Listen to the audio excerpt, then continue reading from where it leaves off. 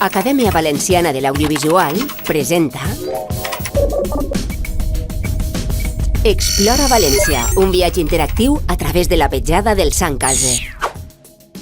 Et convidem a desenvolupar una experiència immersiva basada en la història i els enclavaments del Sant Greal a València. L'objectiu és desenvolupar un videojoc que anime a recórrer els llocs emblemàtics del Sant Calze a València, combinant narrativa, història, cultura i ludificació. El projecte guanyador rebrà un premi de 6.000 euros per a desenvolupar el videojoc.